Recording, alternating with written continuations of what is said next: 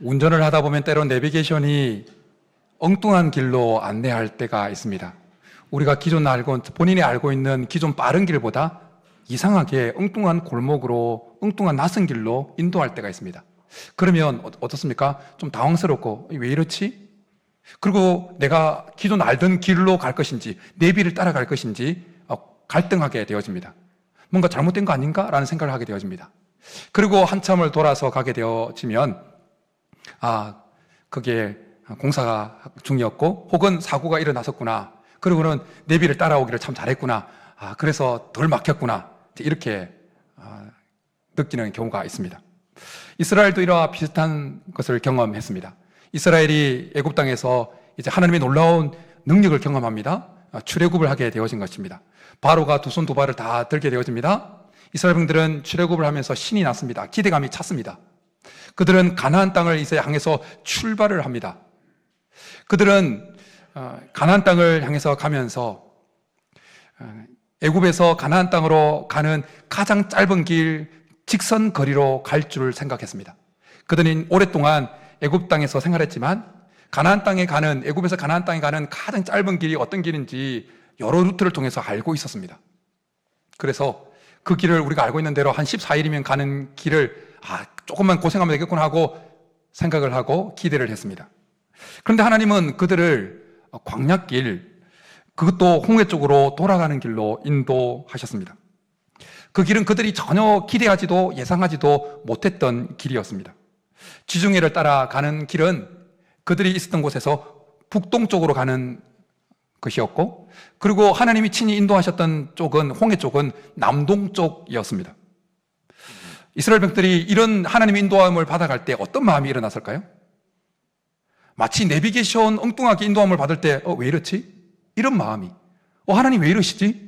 우리가 가는 길은 이 길 아니고, 우리가 가야 할 길은 이 길 아니고 저쪽 길인데 왜 하나님이 이쪽으로 자꾸 남동쪽으로 인도하시지?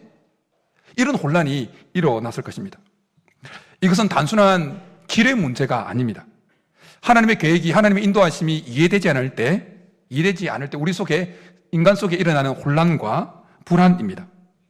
우리도 인생에서 이런 경우를 종종 만나게 되어집니다. 은퇴 후의 삶이 그래도 좀 여유 있을 줄 알았는데 갑자기 가족 중에 질병이 생기고, 혹은 자기의 몸에 질병이 생길 때, 자녀들이 믿음 안에 잘 성장하기를 바라고 기도하고 기대해 왔는데 예상과는 다르게 자녀들이 방황을 하게 되어질 때, 기도하고 준비한 일이 잘 될 줄 알았는데 결국 문을 닫게 되어질 때, 우리는 똑같이 헷갈리게 되어집니다. 하나님 왜 이 길입니까? 이 길로 가면 안 되는 것 같은데 하나님 왜 이렇게, 내가 잘못 들어온 건가? 이런 생각을 하게 되어진다는 거예요. 여러분들에게 한번 묻겠습니다. 저나 여러분이나 우리의 삶을 하나님이 인도하고 있는 줄 믿으십니까? 아멘 안 한 분이 한 분 계셔가지고. 저나 여러분의 삶을 하나님이 친히 인도하고 계신 줄 믿으십니까? 그런데 말입니다. 우리의 삶을 하나님이 친히 인도하고 계시다는 것을 우리가 이 질문에 아멘도 하고 믿고 믿는다고 고백을 하는데, 왜?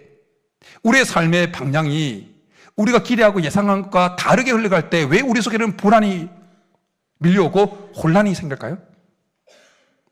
분명히 하나님이 내 삶을 인도해 간다고 믿고 아멘 했는데, 내 삶이 내 기대와 예상과 다르게, 다른 방향으로, 나는 북동쪽으로 가고 싶었는데 내 삶은 남동쪽으로 흘러갈 때 왜 우리 속에 혼란이 일어나고 불안이 생기냐 말입니다.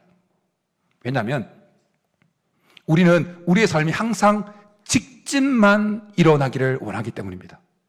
우리의 삶은 항상 직진이기를 원하기 때문이라는 거예요. 제가 최근에 개인 블로그를 하나 개설했습니다. 일상에서 하나님께서 깨닫게 하시는 그 영적인 진리, 하나님의 음성들을 좀 정리를 해서 거의 지금 매일 하나씩 올리고 있는데, 여러분들에게 목자를 통해서 어제 또 공유를 시켰을 거예요. 또 지난번에도 한번 다 여러분들에게 보내드렸고, 읽고 쌩까지 마시고 좋아요 하트 한번 눌러주시고 그래, 그렇게 하면 좋을 것 같아요. 거기에 있는 내용 중에 오늘 어제 목자를 통해서 공유시켰던 그 좌회전 전용 차선에 있던 차에 대한 이야기입니다. 저는 출퇴근을 늘 이제 날이 좋으니까 걸어서 다니는데, 그 빵판다 앞에 사거리 있지 않습니까? 옆에 바로 빵판다 사거리 앞에서 횡단보도 초록불을 기다리고 있었습니다. 그런데 부천에서 서울에서 부천 그 앞 들어오는 그 길, 이렇게 편도 3차선, 왕복으로는 6차선이지 않습니까? 그런데 서울에서 부천 쪽으로 들어오는 쪽에 보면 3차선 가운데 가장 왼쪽이 좌회전 전용 차선입니다. 범박동으로 올라가는. 예. 그런데 그 횡단보도에서 초록불을 기다리고 있는데 좌회전 전용 차선에 이제 하살표가 딱 들어온 거예요. 근데 맨 앞에, 좌회전 전용 차선 맨 앞에 서 있는 차가 움직이지 않는 거예요. 자, 그러면 그 뒤 차의 반응들이 뭐겠습니까? 예, 여러분들 많이 눌려보셨군요. 빵! 눕는 거예요. 앞에 차가 움직였을까요? 움직이지 않았을까요? 안 움직였어요. 왜 안 움직였을까요? 앞에 그 속도 위반 감시 카메라가 딱 있었거든요. 아시잖아요. 감시 카메라가 30 해가지고 감시 카메라가 앞에 있어요.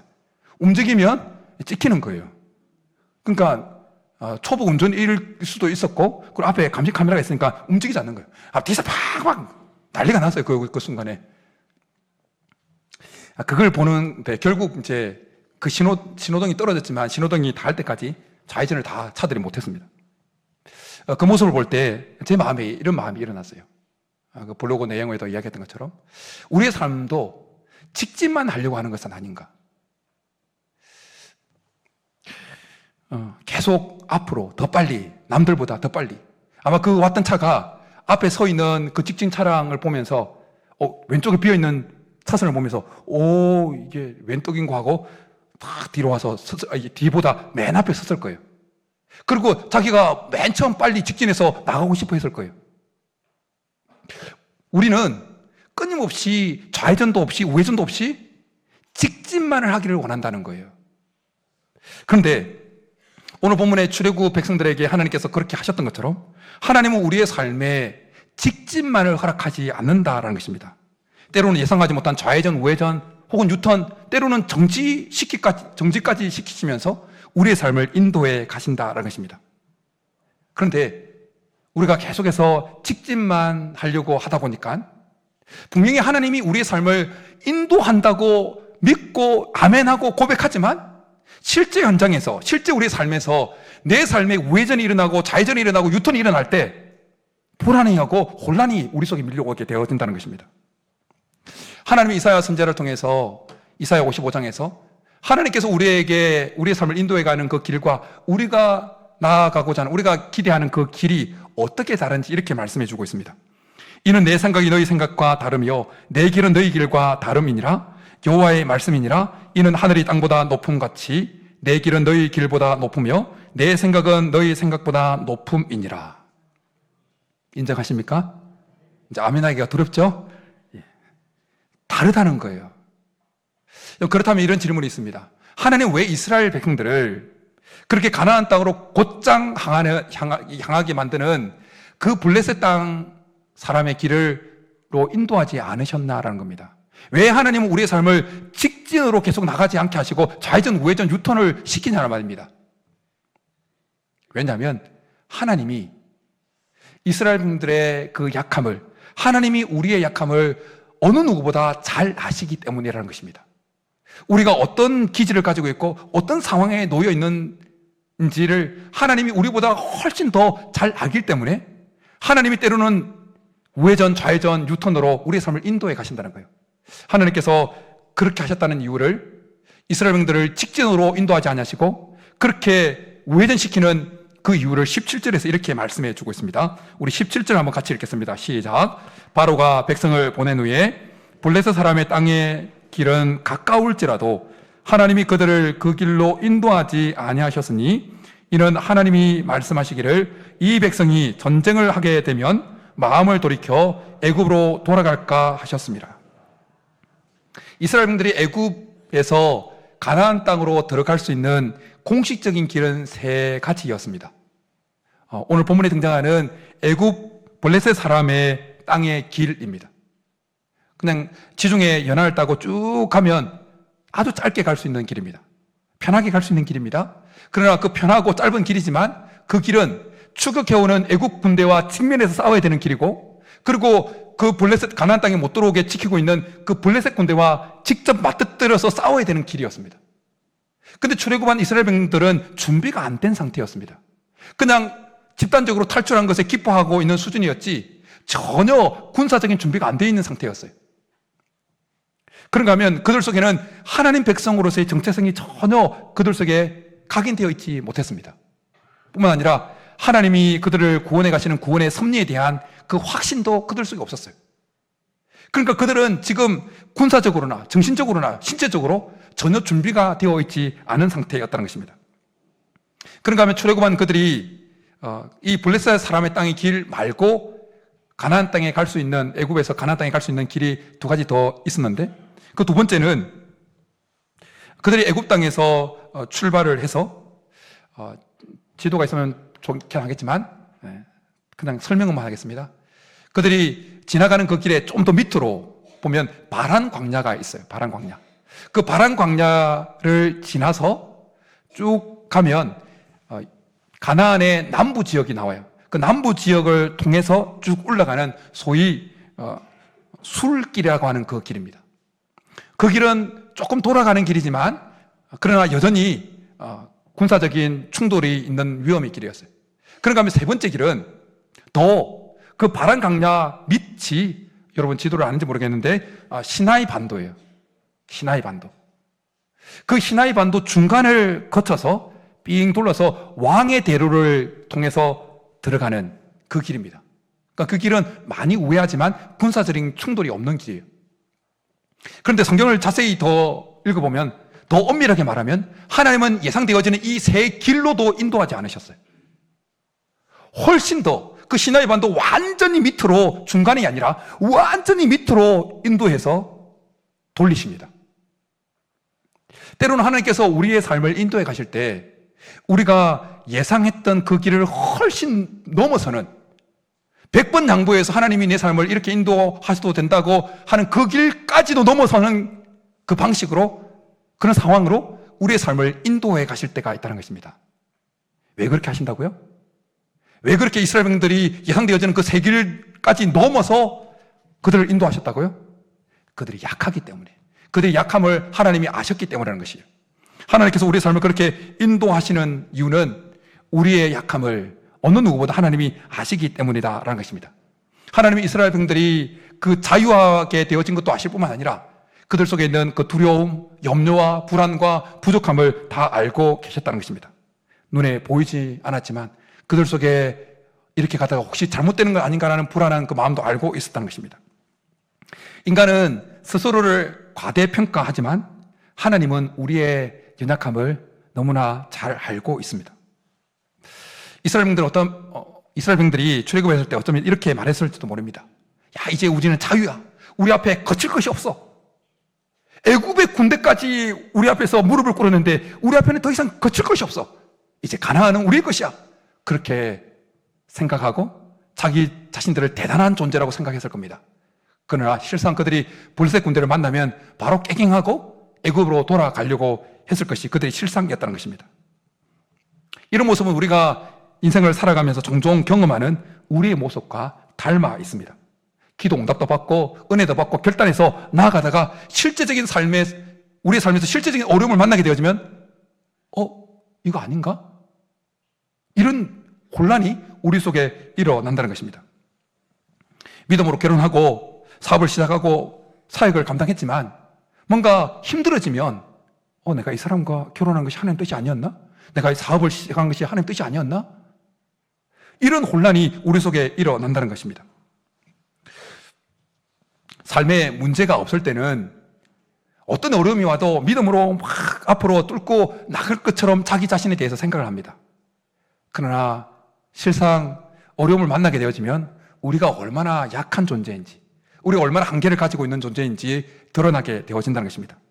지난주 중에 외부에 모임이 있어서 교회 7인승 차를 타고 갔습니다. 좀 멀리 있었기 때문에 제 송내 쪽으로 가는 외곽 순환 고속도로를 타고 차를 이제 고속도로로 올린 거예요. 그런데 폭우가 막 쏟아진 거예요. 갑자기 확 폭우가. 그런 날이 있지 않습니까? 지난주 중에. 그래서 제가 그 와이퍼를 풀 가동시킨 거예요. 제 아내를 가동시킨 게 아니었어요. 차 와이퍼를 가동시켰다. 이해가 안 되십니까? 예. 와이퍼를 옆에 있는 와이퍼를 가동시킨 게 아니고 차 와이퍼를 가동시켰다. 예. 풀로 가동시켰어요. 왜냐하면 폭우가 쏟아지니까 속력을 내는데, 그러니까 갑자기 끽끽끽끽 삑삑삑삑 그런 거예요. 평소 폭우가 오지 않는 데는 와이퍼 사용은 되지 않잖아요. 그러니까 늘상 보는데 멀쩡히 보인 거예요. 끽끽 소리 나서, 그래서 생각해 보았어요. 이 와이퍼를 간 지가, 제 아내를 갈았다는 소리 아니에요. 와이퍼를 바꾼 지가 얼마나 됐지? 생각해 보니까 좀 오래됐다는 생각이 드는 거예요.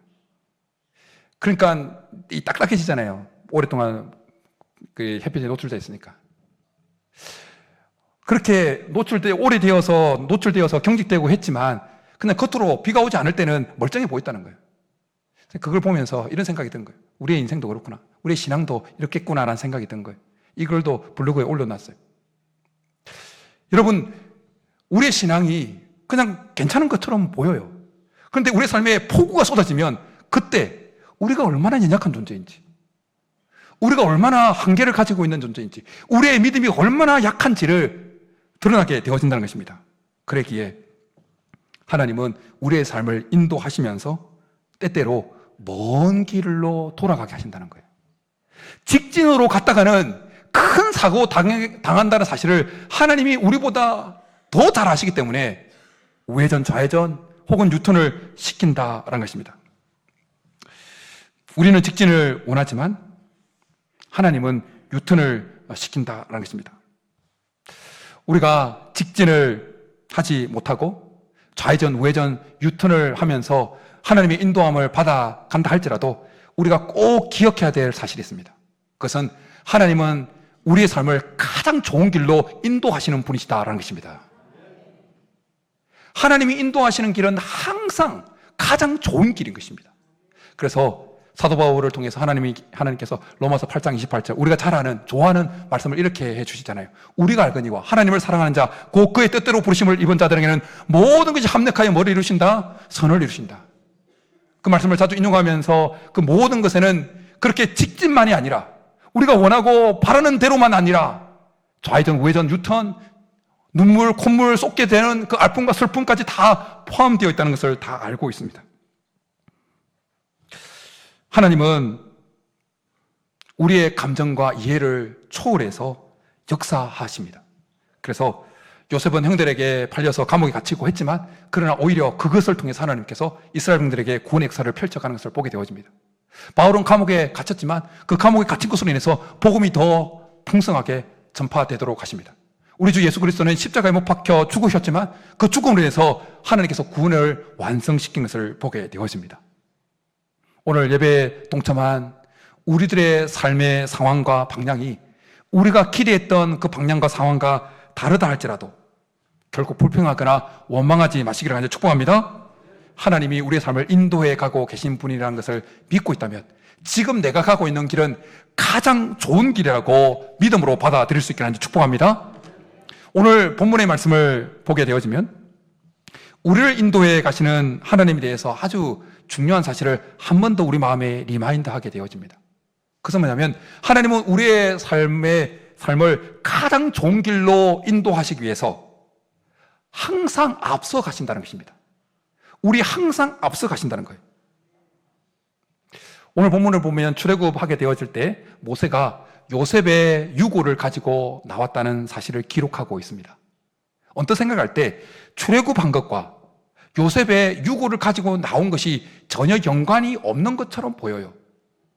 그러나 사실 요셉의 유골은 하나님께서 그들을 인도해 가고 있다고 하는 중요한 이정표와 같은 것이었어요.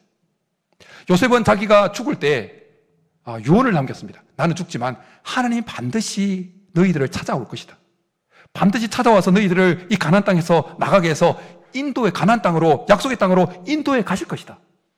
그러니 그때 내 유골 애굽 땅에 놓아두지 말고 반드시 가지고 와서 그 가나안 땅에 묻어달라고 유언을 했던 것입니다. 그러기에 이스라엘 백성들이 그 요셉의 유골을 계속해서 광야를 통과하면서 유골을 볼 때마다 하나님이 내 삶을, 우리의 삶을 지금 인도해 가고 계시다고 하는 그 증거로 그걸 활용할 수가 있었어요. 그래서 여호수아 24장에 넘어가면 이스라엘민들이 이제 가나안 땅에 들어가고 정복하고 난 다음에 이런 말씀이 기록되어 있습니다.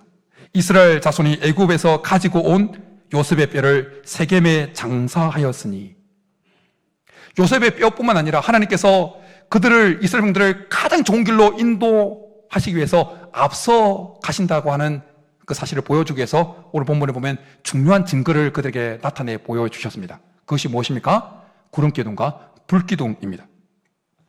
이스라엘민들이 지금 낯선 광야길을 가고 있는 것이었습니다. 내비게이션도 없었고 지도도 없었고 나침반도 없었습니다. 그러나 그들에게는 한 가지 중요한 기준이 있었습니다. 뭡니까? 앞서 가시는 하나님이셨습니다. 히브리어 원문에 보면 하나님께서 그들 앞에서 가신다고 하는 이 표현은 뭔가 행동이 계속해서 지속되고 있다는 그 의미를 담고 있는 분사형으로 기록되어지고 있어요. 하나님 이스라엘민들을 출애굽시키고 난 다음에 그냥 뒷짐지고 계셨던 분이 아니라는 거예요. 하나님은 계속해서 그들 앞서가고 계셨다는 거예요. 계속해서 가나안 땅에 들어갈 때까지, 그리고 가나안 땅에 들어가서도 계속해서 하나님께서 우리의 삶을 계속 앞서가고 있는 줄 믿습니다. 앞서 가신다는 것은 다르게 표현하면 먼저 보신다는 거예요. 먼저 보신다. 하나님께서 앞서가서 먼저 보셨어요. 이스라엘 백성들이 머물 곳이 어딘지, 이스라엘 백성들이 계속 직진하면 만나게 될 위험이 뭔지 먼저 보셨다는 거예요. 하나님은 우리의 삶이 직진하게 되어지면 앞에 뭐가 맞닥뜨리게 될지, 우리가 어떤 어려움을 당할지, 우리가 어떻게 깨어질지 앞서가서 보신다는 거예요. 그래서 하나님께서 우리를 아시기 때문에 좌회전, 우회전, 유턴을 시켜서 우리의 삶을 인도해 가신다는 것입니다. 하나님 지금도 우리 각자의 인생 다음 페이지를 먼저 보십니다. 우리는 우리 각자의 인생의 다음 페이지를 볼 수 없어요. 그러나 하나님은 우리 각자의 인생 다음 페이지를 먼저 보시는 거예요. 그래서 우리의 삶을 직진만으로 인도하지 않으시고 때로는 좌회전, 우회전, 유턴시키면서 우리의 삶을 인도해 가신다라는 것입니다. 하나님께서 가장 좋은 길로 인도해 가신다는 것을, 인도해 가시기 위해서 앞서 가신다는 것을 보여주는 이 두 가지 증거는 우리가 잘 알고 있는 대로 구름기둥은 낮에 그늘을 제공했고 불기둥은 그들에게 따뜻함을 제공했습니다. 이스라엘들은 이 구름이 오르면 함께 진행하고 멈추면 그들도 멈춰야 했습니다. 하나님의 인도함을 철저히 따라가야 했다는 것입니다. 다윗은 아주 목가적인 시편, 우리가 좋아하는 시편 23편에서 이런 아주 유명한 시를 고백하죠. 우리가 그 시는 다 웬만하면 앞부분은 다 외우고 있죠. 한번 같이 외워볼까요? 여호와는 나의 목자시니 내게 부족함이 없으리로다. 그가 나를 실만한 물가로 푸른 초장으로 인도하시는도다. 믿으십니까? 근데 이 목자가 양을 인도하는 이 부분을 좀 더 깊이 한 발자국 들어가서 한번 보겠습니다. 양이 목자가 인도한 곳에 가서 그 초원지에서 풀을 다 뜯게 되어져요. 그러면 그 양은 목자는 그 양을 또 다른 초원지로 이동을 시킵니다. 그런데 그 한 초원지에서, 기존 초원지에서 다른 초원지로 이동하게 되어질 때 그 중간에는 풀이 전혀 없는 자그마한 드글드글한 광야를 통과해야 된다는 것입니다. 그때 양의 입장에서 한번 생각해 보십시오. 풀을 뜯어먹은 그 자리를 벗어나서 이제는 다음 초원지로 가기 위한 그 중간 지점에 들어가기, 그 경계선에 딱 서게 될 때, 자그마한 드글드글한 그 광야 같은 곳으로 들어갈까 말까 하는 그 중간 지점에 이 경계선에 딱 서게 될 때, 양은 선택을 해야 되는 순간을 맞이하게 되어진 것입니다. 목자를 믿고 계속 이 풀도 없는 광야길을 계속 따라갈 것인가? 아니면 그냥 주저앉고 풀도 거의 남지 않은 이곳에서 그냥 살다가 죽을 것인가? 결정을 해야 되는 거죠. 지금까지 자기를 인도해왔던 목자가 가장 좋은 길로 지금까지 나를 인도해왔다고 믿는 양은 그 중간 지점, 다음 목초지로 가는 그 중간 지점에 만나는 그 자갈만 드글드글한 그 광야를 그냥 묵묵히 따라갈 거예요. 그러나 목자를 제대로 믿지 못하는 양은 그냥 그 자리에서, 그 경계 자리에서 멈칫하고 주저앉아 버릴 거예요. 주저앉아 버릴 것이라는 것입니다. 오늘 본문을 더 계속 읽어 나가보면 출애굽한 이스라엘 백성들은 곧장 출애굽기 14장에서 딱 그 자리, 그 광야의 경계 자리, 다음 목초지로 나아가기 위해서 거쳐야 되는 그 중간 지점으로 들어가는 그 경계에 딱 맞닥뜨리게 되어진 것을 보게 되어집니다. 그곳이 어디입니까? 홍해입니다. 앞에는 홍해, 뒤에는 바로의 군대, 좌우에는 그 절벽. 이스라엘인들은 갇혔다고 생각했습니다. 잘못 인도함을 받았다고 생각했습니다. 그들은 저기까지 출애굽시킨 하나님께서 가장 좋은 길로 우리를 인도하셨다고 믿지 못합니다. 그러니까 그곳에서 어떻게 반응합니까? 죽었다고, 불평하고 원망합니다. 애굽으로 돌아가자고 말합니다. 애굽에 매장지기가 없어서 왜 우리를 끄집어내서 이곳에 죽게 하느냐고 그렇게 불평을 하는 것을 보게 되어집니다. 기존 목초지에서 새로운 목초지로 가기 위해서 중간에 나타나는 곧 풀이 없는 이 중간 지점, 자갈만 들글들글한 이 광야로 지나가야 하는 이 경계 지점은 우리 성도들이 삶을 살아가면서 때때로 만나는 지점이기도 합니다. 직장을 옮겨야 되는 그 시점, 은퇴 후에 자기의 정체성이 막 무너지는 그 시점, 자녀를 떠나보내고 빈둥지를 마주해야 되는 그 시점, 그리고 병상에서 내일을 알 수 없는 그런 진단을 받은 그 시점, 그 시점에 섰을 때 우리는 여기까지 인도해 오신 하나님의 선하심을 믿고 가장 좋은 길로 하나님은 내 삶을 인도해 오셨다는 것을 믿고 자갈 바친 그 광야로 계속 하나님의 인도함을 따라갈 것인가? 아니면 여기서 신앙을 포기해버리고 이제 하나님의 인도를 포기해버릴 것인가 하는 그 믿음의 테스트를 받게 되어진다는 것입니다. 양은 시력이 약한 동물이라고 우리가 알고 있습니다. 그래서 양이 다음 목초지로 가는 방법은 목자의 음성을 듣고 가는 길 뿐입니다. 양은 앞을 볼 수가 없습니다. 다음 목초지를 볼 수 없는 거예요. 성도된 우리의 삶도 마찬가지입니다. 우리는 우리의 인생 다음 목초지가 어딘지 잘 모릅니다. 그러나 하나님이 우리의 삶을 이끌어 가십니다. 다음 풀밭으로 이끌어 가고 있는 것입니다. 지금 내 삶이 자갈 드글드글한 광야 같은 곳이라 할지라도 지금 이 길은 하나님이 가장 좋은 다음 목초지로 이끌어가고 있는 가장 좋은 길이라는 것입니다. 이 길을 가야만 다음 하나님이 예비해 놓으신 목초지가 나온다는 거예요. 양의 시야에서 보면 광야는 끝입니다. 길이 없는 곳입니다. 그러나 목자의 시야에서 보면 다음 목초지로 가는 지름길인 것입니다. 하나님은 우리 삶을 끝장내기 위해서 광야로 내모시는 것이 아니라 다음 목초지로 이끄시기 위해서 지금 광야를 통과하게 하신다는 것입니다. 그러니 우리의 삶에 혹 어려움이 다가왔을 때 내 삶에 직진만 있어야 된다는 생각을 내려놓을 수 있게 하는 축복합니다. 하나님은 지금까지 내 삶을 여기까지 인도해 오셨다고 우리가 정말 믿는다면 가장 좋은 길로 하나님은 내 삶을 인도해 가고 있기에 비록 내 삶에 지금 방향이 좌회전, 우회전, 뉴턴이라 할지라도 하나님은 결국 내 삶의 다음 목초지를 만나게 하실 것이라고 믿고 나아갈 수 있게 하는 축복합니다.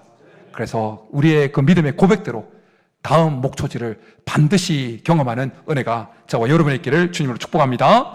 이 시간 우리 말씀 생각하면서 나의 가는 길 주님이 인도하십니다 고백하면서 우리의 신앙을 고백하며 나가겠습니다.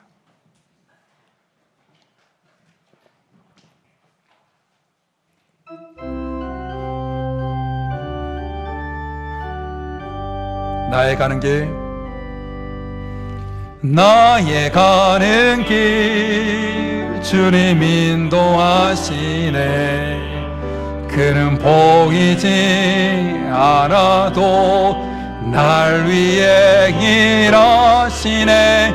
주 나의 인도자 항상 함께 하시네. 사랑과 힘 베푸시며 인도하시네. 나의 가는 길, 나의 가는 길 주님 인도하시네. 그는 보이지 않아도 날 위해 일하시네. 주 나의 인도자 항상 함께 하시네. 사랑과 힘 베푸시며 인도하시네. 인도하시네. 광야에 길을 만드시고 날 인도하네. 사망의 강 만드신 것 보라. 하늘과 땅 변해도 주의 말씀 영원히 내 삶 속에 새 일을 행하리.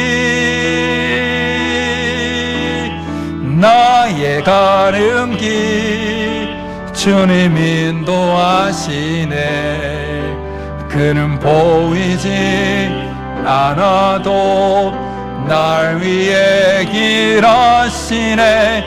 주 나의 인도자 항상 함께 하시네.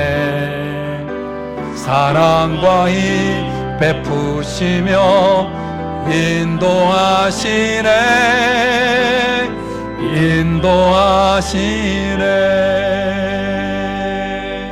아멘. 이 시간 우리 말씀 생각하면서 같이 한번 기도하며 나가겠습니다. 하나님은 가장 좋은 길로 우리를 인도해 가고 계신 분이라는 사실을 우리가 입술로 고백했으면 좋겠습니다. 우리 중에 지금 내가 처해 있는 그 상황이 전혀 내가 예상했던 그 길과는 전혀 다른 길이라 할지라도 좌회전 우회전 유턴을 당하며 인도함을 받고 있다 할지라도 주님이 나의 연약함을 아시고 가장 좋은 길로 인도하고 있다는 이 믿음이 우리 속에 늘 있어서 다음 목초지까지 주님을 계속해 따라가서 결국 내 삶의 다음 목초지를 경험하는 은혜가 내 삶에 경험될 수 있게 도와달라고 이 시간 말씀 생각하면서 주여 한번 부르기도 나가겠습니다. 주여.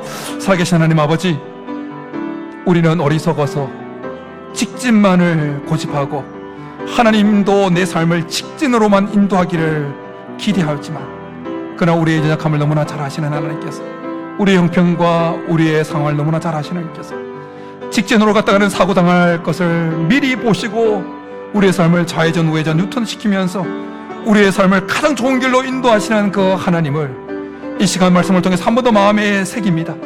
하나님, 현재 내 삶이 내 기대와는 다르게 정지되어진 것 같고 유턴되어진 것 같은 좌회전 우회전 당한 것 같은 삶이라 할지라도 지금 하나님이 내 삶을 가장 좋은 길로 인도하고 왔다는 이 믿음이 우리 속에 회복되게 도와주시옵소서. 다음 목초지로 하나님께서 지금 내 삶을 인도해 가고 있다는 이 믿음이 우리 속에 회복되게 도와주시옵소서.